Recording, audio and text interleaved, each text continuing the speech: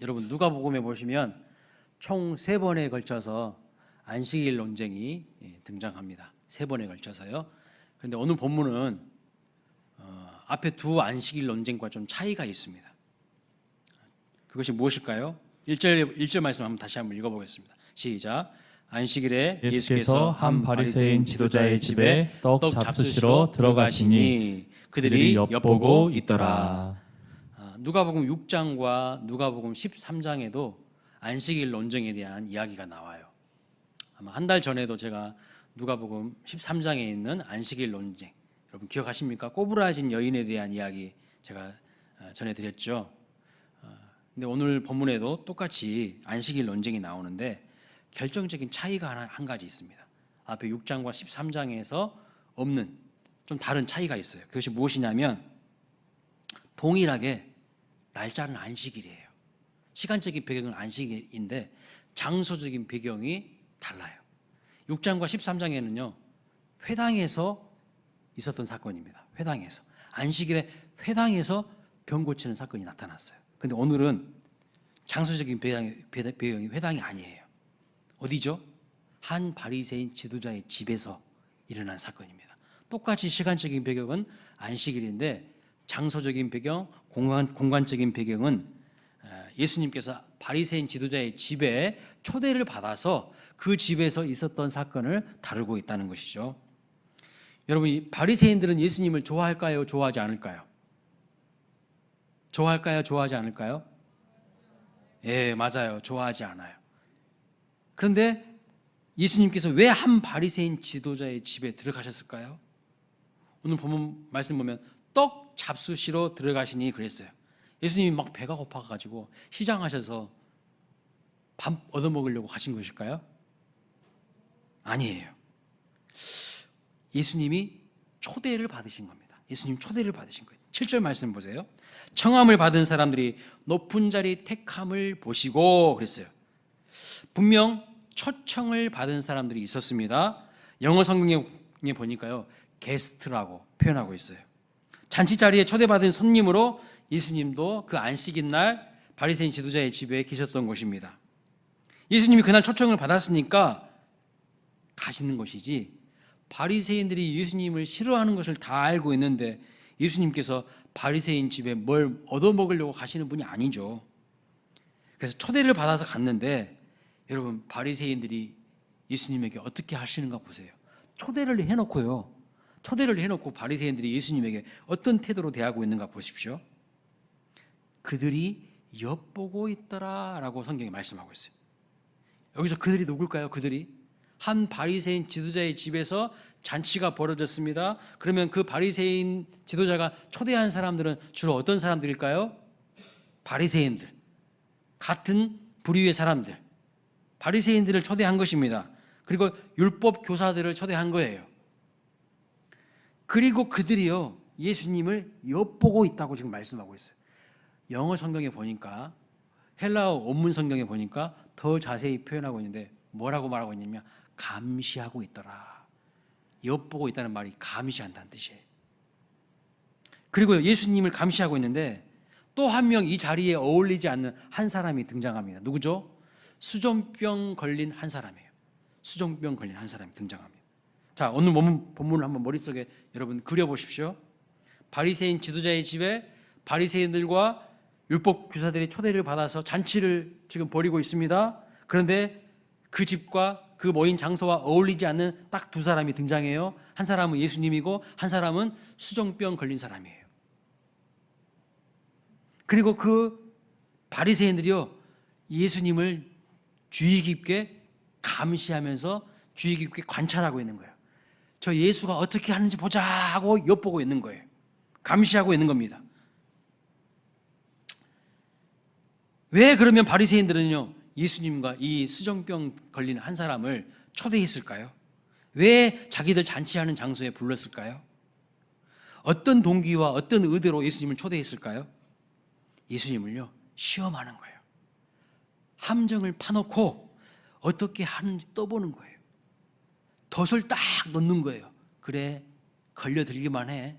그때부터 너는 이제 끝장이야. 이런 의도를 가지고 있는 거죠. 그날은 안식일인데 아주 악한 의도로 예수님이 어떻게 행동하는지 보자 보는 겁니다. 안식일은 여러분 어떤 날이에요? 일하면 안 되거든요. 그러니까 바리새인들은요, 병 고치는 것도 일이라고 생각하는 거예요.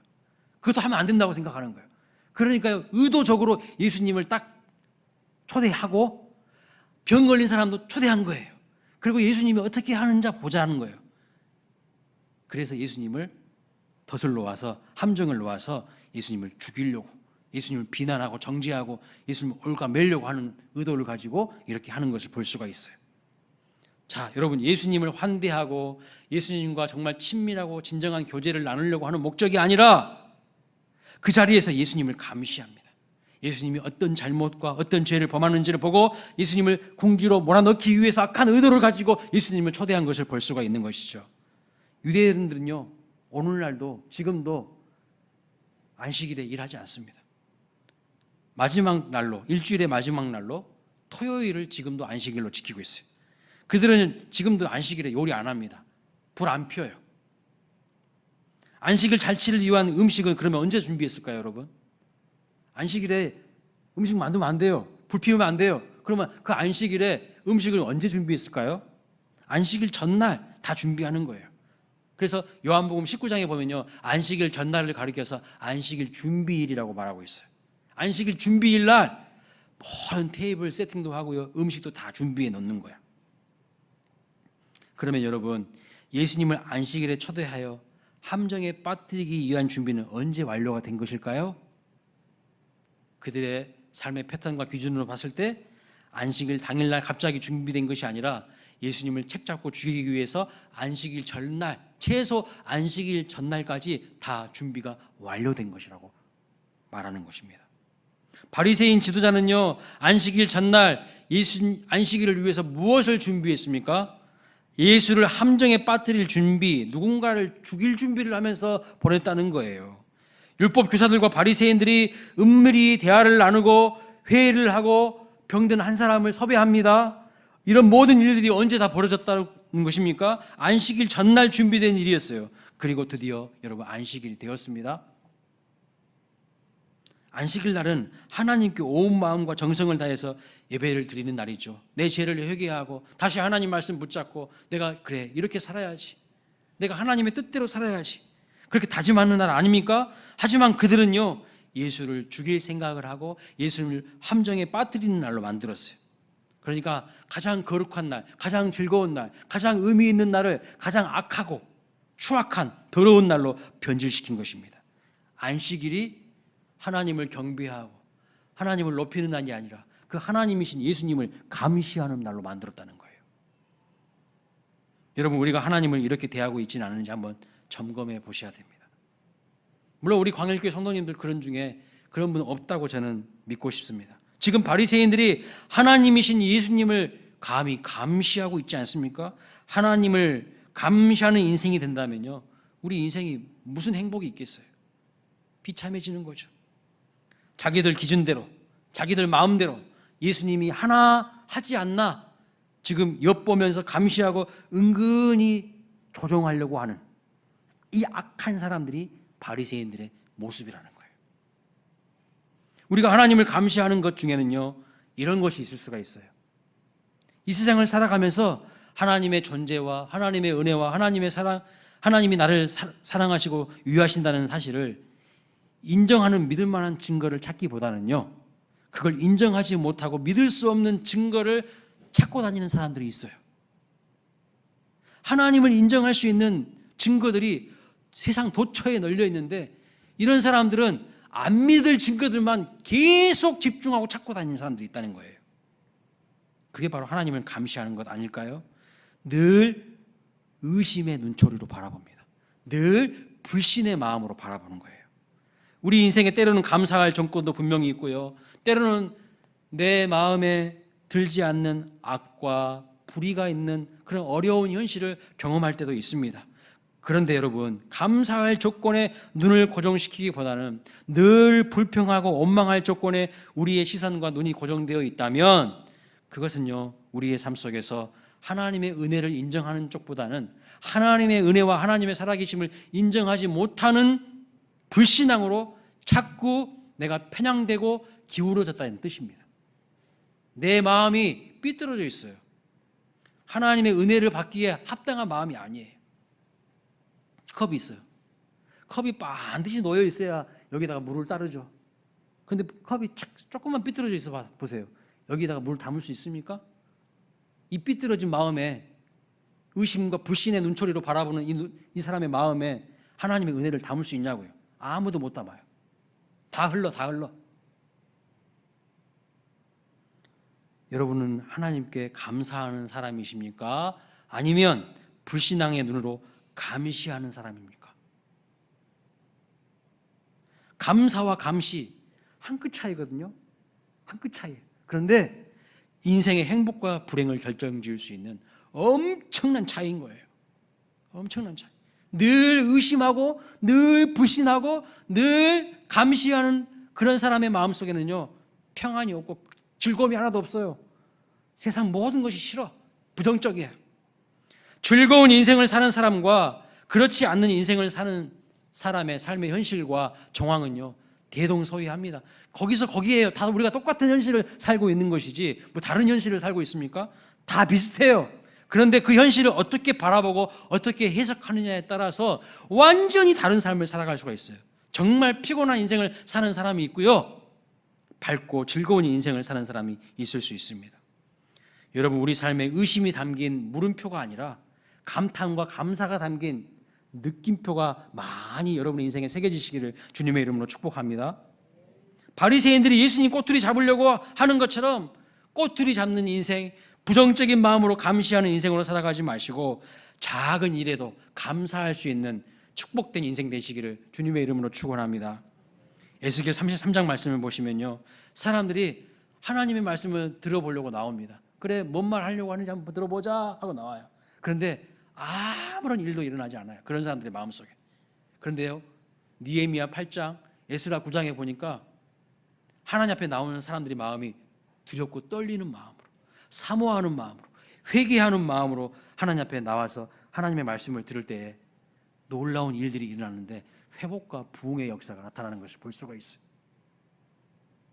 여러분, 오늘 하나님 앞에 최고의 예배를 드리기를 원하십니까? 그것은요, 여러분이 예배당에 오기 전부터 결정난다는 것을 아셔야 돼요. 예배당에 오기 전부터 결정나는 거예요.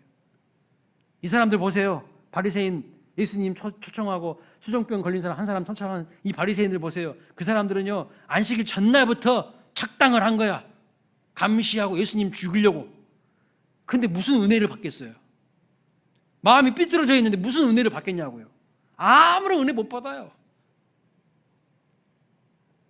내가 어떤 마음의 태도와 자세로 오느냐에 따라서 하나님이 부어주시는 은혜를 경험할 수도 있고 경험하지 못할 수도 있어요.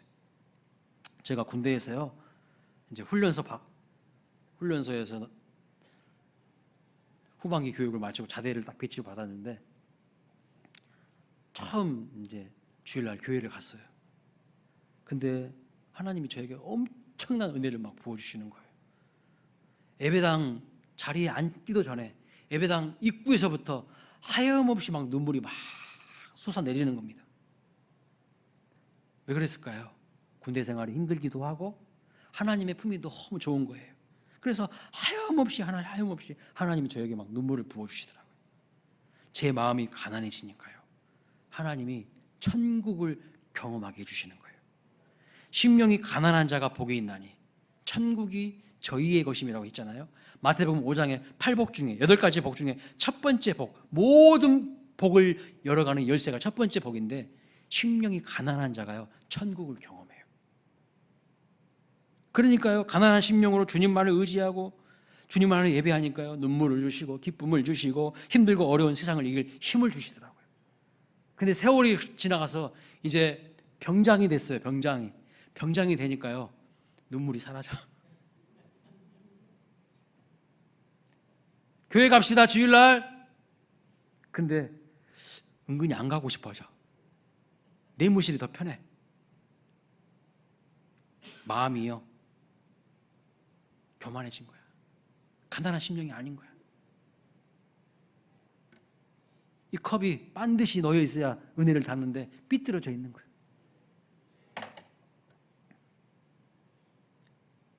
그러나 제가 생각을 해보니까요, 언제 은혜를 받았는가?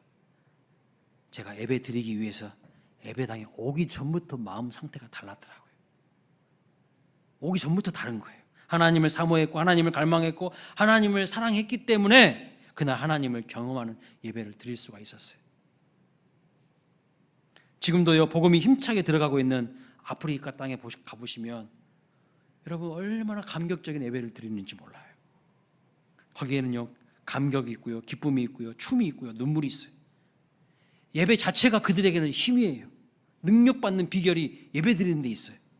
그래서 힘겨운 세상살이 가운데 어디에서 힘과 능력을 얻느냐? 찬양하고 기도하고 예배하는 데서요, 하나님 말씀 듣는 그 예배를 통해서요, 그들은 다 모든 것을 이기는 힘을 얻더라고요. 열악한 환경과 조건이지만 정말 못 살고 배고프지만 그들은요, 하나님을 간절히 사모함으로 은혜를 받아서 표정이 다 살아있어요. 눈빛이 반짝반짝해. 좋은 사람 한 명도 없어. 우리는 지금 에어컨이 몇 대입니까? 이렇게 좋은 건물에서 예배 드려도요, 졸아. 근데 그 사람들은 다 쓰러져가는 집에서 예배 듣는데 막 뛰면서 찬양해요. 가만히 앉아있질 않아. 얼마나 아멘 소리가 큰지 몰라요. 때 되면 여러분들 다 데리고 한번 거기 가보고 싶어요. 제가 가가지고 얼마나 눈물로 회개하고 왔는지 몰라요. 우리 광일교회 모든 성도님들도 하나님을 갈망하고 사모하는 예배자가 되시기를 축원합니다. 오늘 본문에서요, 이 바리새인 지도자와 바리새인들, 율법 교사들, 이 사람들은 과연 안식일을 지킨 것일까요? 하나님을 제대로 예배하고 있는 것입니까? 그들은 스스로 안식일을 지켰다고 생각하겠지만 안식일 예배를 끝난 다음에 바로 잔치를 벌이면서 예수님과 수정병 든 사람을 데리고 와가지고 그들을 감시하고 있어요. 트집 잡으려고, 꼬투리 잡으려고, 사람 죽이려고 함정을 파놓는 거야. 그것이 진짜 예배자일까요? 안식일을 지킨 것이 아니라 안식일 전식을 다 깨뜨리고 변질시키고 오염시키고 있는 것을 볼 수가 있어요. 안식일 전날 누군가를 죽이기 위한 함정을 세팅하고 예배가 끝나자마자 잔치자리에 예수님 초대해서 시험에 빠뜨리고자 감시하는 이 사람들이 과연 예배자일까요? 오늘 말씀을 통해서 우리 스스로를 점검하길 원합니다. 예배 시간만이 아니라 예배를 드리기 전 내 마음의 태도는 과연 준비되어 있는가? 안식일 준비일이라고 해놓고서 사람 잡을 준비를 한 거야. 예배를 드린 후에 우리의 삶도 예배의 연속이라는 것을 기억하시기 바랍니다. 지금 이 사람들 안식일에 예배 잘 드려놓고 그 다음에 뭐 한 거예요? 예수님 잡겠다는 거잖아. 삶의 예배자가 되시기를 축원합니다. 우리 광일교회는 이런 바리새인들 같은 분들이 없는 줄로 압니다. 오늘 말씀을 보면 바리새인들이요, 예수님을 아주 주의 깊게 살피고 있어요. 여러분이 지금 저를 보면서 하나님이 무슨 말씀을 목사님을 통해서 하시나 주의 깊게 보면서 듣는 것처럼 그들도요, 바리새인들도 예수님을 아주 주의 깊게 살피고 있습니다. 그런데 태도와 동기가 잘못되어 있어요. 예수님을 시험에 빠뜨리려고 주의 깊게 관찰합니다. 뭔가 실수한 것이 있을까? 뭔가 잘못한 것이 있을까? 그거 꼬투리 잡으려고 지금 준비하고 대기하고 있는 사람들이에요. 여러분, 똑같은 성경을 읽어도요, 어떤 사람들은 그 말씀을 통해서 막 은혜를 막 받아요. 힘을 얻어요. 위로를 받아요. 근데 어떤 사람은요, 오리와 허점을 찾기 위해서 열심히 성경 읽는 사람들이 있다는 거 아십니까? 있어요. 반기련이라고 들어보셨어요? 반기독교 연합이라는 단체. 거기에 속한 사람들은 우리들보다요, 성경을 더 주의 깊게 관찰하고요, 성경을 더 자주 봅니다. 왜요? 비판하고 꼬투리 잡으려고요. 기독교를 무너뜨리려고 그렇게 성경을 자주 본대요. 아무리 성경을 여러 번 읽는다 할지라도 이러한 태도로, 이런 비판하는 부정적인 마음으로 읽으면요, 아무런 유익이 없어요. 내 인생만 피곤해지고 피폐해지는 거죠. 우리는 하나님께서 나에게 주시는 하나님의 음성으로, 믿음으로 하나님의 말씀을 보고 들으시기를 주님의 이름을 축원합니다. 이정훈 교수라는 분이 있어요. 혹시 들어보셨습니까? 울산대학교 법대 교수인데 이분이 아까 말한 반기련의 핵심 멤버 중 하나였습니다. 이 사람이 종교자유정책연대라는 것을 만들었는데요, 소위 말하는 종자연을 만들었어요. 말로는 종교자유지만 실질적으로는 반기독교 정책을 실현하고 구상했던 사람입니다. 이 사람 이야기를 들어보니까요, 성경을 아주 주의 깊게 관찰하면서 꼼꼼하게 읽었어요. 왜 읽었을까요? 기독교 비판하려고, 흠잡으려고, 신학 공부까지 했어요. 이 사람 취미가 뭐냐면 CTS 텔레비전 목사님들 설교 듣는 것이 그 사람 취미야. 시간 남을 때마다 온 목사님들 설교를 다 듣는 거예요. 뭐 하려고요? 꼬투리 잡으려고, 기독교 비판하려고. 취미가 그거였다는 거예요. 여러분 인생이 피곤하지 않겠어요? 뭐 하려고 그걸 사서 그런 짓을 해요? 이분이 어느 날 CTS를 켜놓고요 보는데 목사님이 이렇게 설교하시더랍니다. 모든 사람은 다 죄인입니다. 그 이야기를 딱 들은 순간 웃기고 자빠졌네. 그랬다고 합니다. 그러면서 너나 잘하세요. 속으로 그랬대요. 그런데 그날 하나님이 이 사람 인생에 개입하였어요. 갑자기 자기 해가 굳어져 버린 거야. 그리고 앞으로 팍 꼬꾸라졌어요. 지금 이분은요 마치 사도 바울처럼 안티 기독교 진영에서 기독교 말살 정책을 실현하기 위해서 그렇게 노력하다가 지금은요 회심하고 대학원에서 신학을 공부하고 목사가 되어버렸어요. 이분이 한 5, 6년 전에 한 간증이 있거든요. 다른 교회에 가서 그 간증을 한번 우리 같이 들어보도록 하겠습니다. 네, 큐.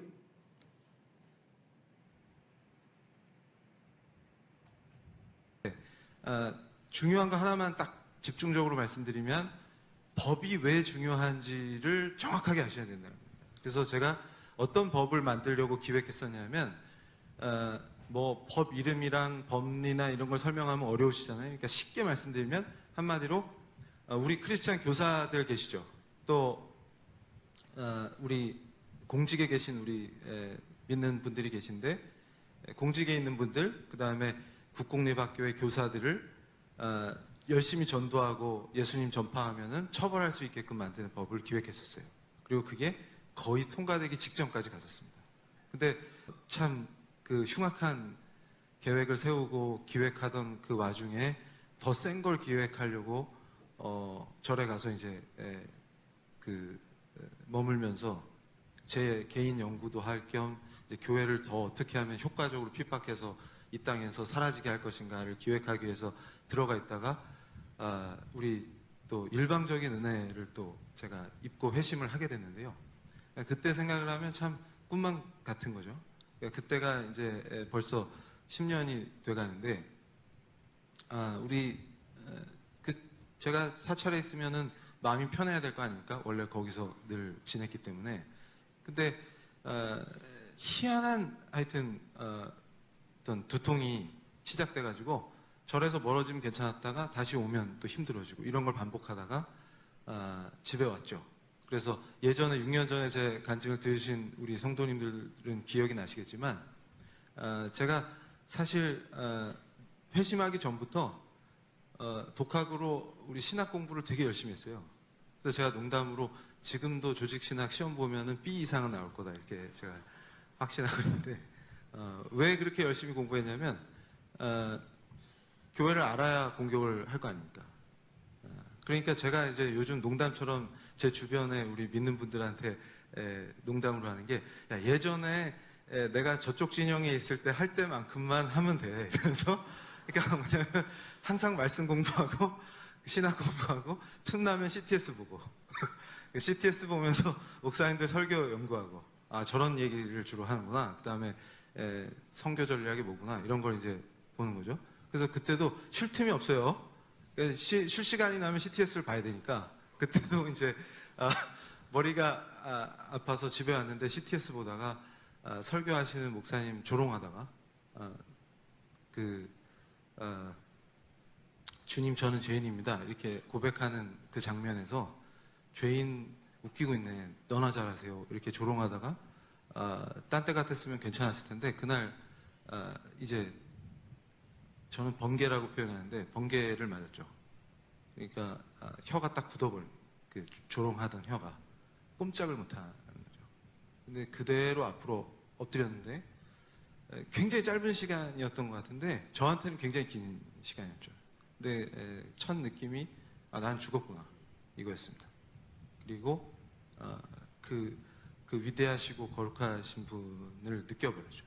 근데 그때 느꼈을 때에 제가 또 가졌던 그것이 세포까지 알게 됐던 것이 뭐냐면 나는 정말로 완벽하게 철저하게 부패한 자구나.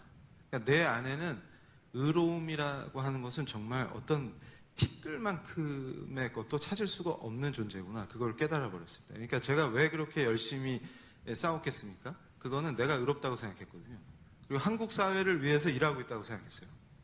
그러니까 교회가 한국 사회의 적이고 악이라고 생각했기 때문에 이 교회를 쓰러뜨리고 없애야만 한국 사회가 좋아지고 더 나은 사회가 될 수 있다고 확신을 했던 것이죠. 그리고 이 투쟁이 굉장히 의로운 투쟁이라고 확신을 했었습니다. 그러니까 여러분들이 분명히 아셔야 되는 것이 자기가 의롭다라고 착각하는 것, 그리고 정말로 내가 지금 옳은 일을 하고 있고 의로운 일을 하고 있다라고 착각하는 그게 사실은 예수님 자리에 내가 앉고 싶은 그 처절한 죄성이라는 것이죠. 근데 그거를 우리 크리스찬들이 절대로 잊어서는 안 된다고 저는 생각하는데요. 그러니까 내가 전적으로 부패한 자인데 바로 그분이 나를 살리신 분이고 나를 위해서 그 모진 고난을 다 겪으시고 십자가에서 우리를 위해서 죽으신 분이라는 것을 이제 고백하게 되는 것이죠.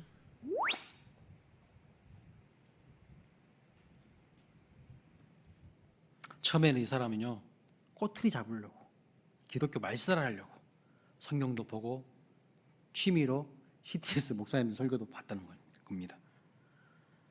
여러분, 이 자리에도요, 어쩌면 기독교를 비판하고 하나님의 말씀에 대해서 꼬투리 잡으려는 마음으로, 불신하는 마음으로 나와 계신 분들 없겠죠. 없을 겁니다. 여러분, 우리는 그런데 믿음으로 항상 나아가야 돼요. 믿는 마음으로 죽게 가야 됩니다. 근데 항상 의심과 불신과 이런 것들에 우리가 세상의 논리에 빠져가지고 믿음이 흔들릴 때가 너무 많아요. 믿음의 마음으로, 믿는 마음으로 하나님의 말씀을 주의 깊게 관찰해 보시기 바랍니다. 하나님의 은혜가 쏟아질 줄로 믿습니다. 이분은요, 과거에는 기독교를 비판하기 위해서 하나님의 말씀을 보았다면 이제는요, 하나님의 은혜를 누리기 위해서 하나님의 말씀을 믿음으로 깊이 묵상하는 사람으로 바뀌었습니다. 1절에 보면 바리새인들이 예수님을 주의 깊게 관찰하고 있어요. 아마 자기들은요, 자기들이 예수님을 주의 깊게 관찰하고 있다는 것만 신경 썼을 것입니다. 그런데 여러분, 제가 놀라운 것 사실 하나 알려드릴게요. 7절 말씀 보세요. 청함을 받은 사람들이 높은 자리 택함을 보시고 그랬어요. 누가 본 거예요?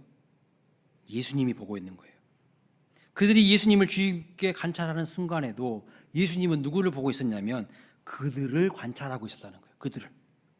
그들은 자기들만 예수님을 주의 깊게 관찰하는 줄 아는데 사실 예수님이요, 그들 다 꿰뚫고 있다는 거예요. 그들을 주의 깊게 관찰하고 있었는데 예수님의 눈에 보인 그들의 모습은 어떤 모습입니까? 잔치 자리에서 상석에만 앉으려고 한다는 거예요. 높은 자리에만 앉으려고 하는 그들의 모습을 예수님이 봤다는 거예요. 잔치자리, 높은 자리, 상석에 서로 앉으려는 모습이 보이는 거예요. 여러분, 이 사실을 잊지 않으셨으면 좋겠습니다. 지금 여러분은 이 자리에서 하나님의 말씀을 주의 깊게 보고 듣고 계십니다. 그런데 이 순간 하나님은 여러분의 마음을 주의 깊게 살피고 계신다는 거예요. 하나님은 여러분의 마음속 깊은 곳까지 여러분이 어떤 마음으로 이 자리에 나왔고 어저께 어떤 행동을 했고 지금 어떤 예배를 드리고 있는지 하나님은 보고 계십니다. 이 순간 하나님이 우리를 보고 계심을 깨닫기를 원합니다.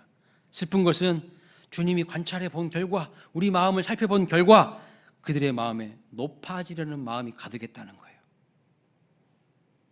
오늘 주님이 우리 수원 광일교회를 관찰하시고 예배 드리기 위하여 나온 여러분들을 살피실 텐데 주님이 과연 무엇을 발견하실까? 주님은 아신다는 거예요. 주님이 여러분 마음 가운데 높아지려는 마음을 발견하지 않으셨으면 좋겠습니다.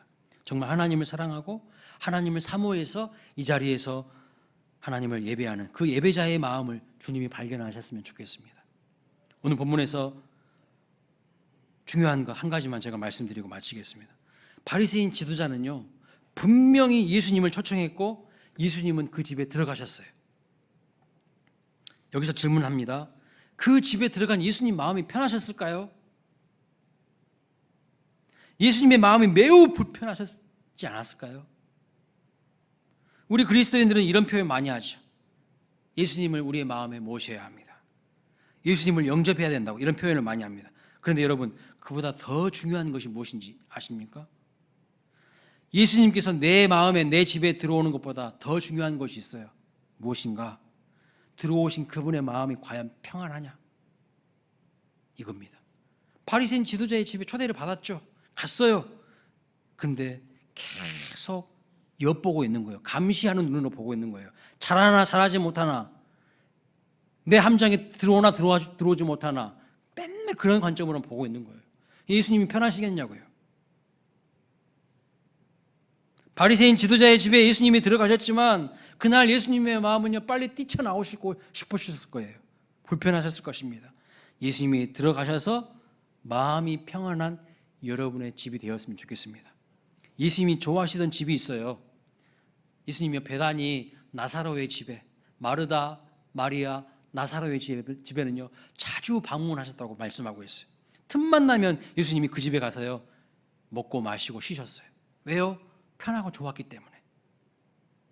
그들의 마음속에는요 높아지려고 하는 마음이 없어요. 가난한 마음, 낮은 마음으로 주님을 받은 거예요. 그러니까 주님과 친밀한 교제가 있으니까요. 주님이 늘 그들과 함께 하기를 원하신 거죠. 여러분 마음속에 들어가신 예수님의 마음은 평안하실까요? 어떤 사람의 마음에 예수님이 들어가셨는데 주님이 매우 불편하실 수도 있다라고 생각합니다. 주님이 거하시기에 매우 더럽고 매우 혼잡스럽고 매우 지저분한 상태라면 주님이 불편하시지 않을까요? 우리 가정에, 우리 교회에 성령 하나님 임재해달라고 기도하는데요, 실질적으로 우리의 마음이 죄로 인해서 오염되고 더러운 세상적인 삶의 모습으로 범벅이 되어 있으면 주님이 임재하시기에 불편하지 않으실까요? 계속 감시하는 눈으로 엿보고 있는데 편안하시겠습니까? 뭘 잘할까? 잘하나? 뭘 못하나? 계속 감시하는 눈빛으로 바라보고 있다면 주님이 불편하시죠. 주님이 내 속에 오셔서 편안하셨으면 좋겠습니다. 우리 마음이 주님이 지내시기에 편안하신 그리스도의 집이 되셨으면 좋겠습니다. 가수 하덕규 씨가 가시나무라는 곡을 썼어요. 나중에 이분이 이제 회심을 하고 지금은 목사님이 되셨는데 그 곡이 가시나무라는 곡인데요. 가수 조성모 씨 아시죠? 이 조성모 씨도 크리스찬인데 그분이 이제 리메이크해서 노래를 불렀습니다. 가사가 이래요. 띄워줘 보세요. 내 속에 내가 너무도 많아. 당신의 쉴 곳이 없네. 여기 당신이 누구면 주님이에요. 예수님을 말하는 거예요. 주님이 쉴 곳이 없다는 거예요. 내 속에 헛된 바람들로 예수님이 편할 곳이 못 된다는 거예요. 내 속에 내가 어쩔 수 없는 어둠과 그것 때문에 예수님이 쉴 자리가 없다는 거예요. 내 속에 내가 이길 수 없는 슬픔, 무성한 가시나무 숲 같다고 내 마음이. 여러분 가시 아시죠? 가시 뾰족뾰족 해가지고 남 찌르는 가시. 그 가시로 내 마음속이 덮여져 있어. 그런데 예수님이 어떻게 오셔서 쉬겠냐는 거예요. 불편해서 못 쉬어. 여러분 마음은 어떻습니까? 주님이 내 속에 들어오셨건만 너무 분주하고 너무 다른 것에 빠져 있고 그래서 주님이 부담스러워 하시지 않습니까? 주님을 감시하고 그분 뜻대로 살지 않음으로 인하여서 주님의 마음이 불편하시지는 않으실까요? 내 속에 들어오신 주님이 정말 평안하시고 나로 인하여서 기쁨이 넘치셨으면 좋겠습니다. 여러분 마음이 주님이 구하시기에 정말 편하고 좋은 그리스도의 집이 되시기를 주님의 이름으로 축원합니다. 아멘. 우리 광일교회가 주님이 오시면 너무 편하신, 너무 기쁨이 넘치는 그런 교회, 그런 성전 되시기를 주님의 이름으로 축원합니다. 아멘.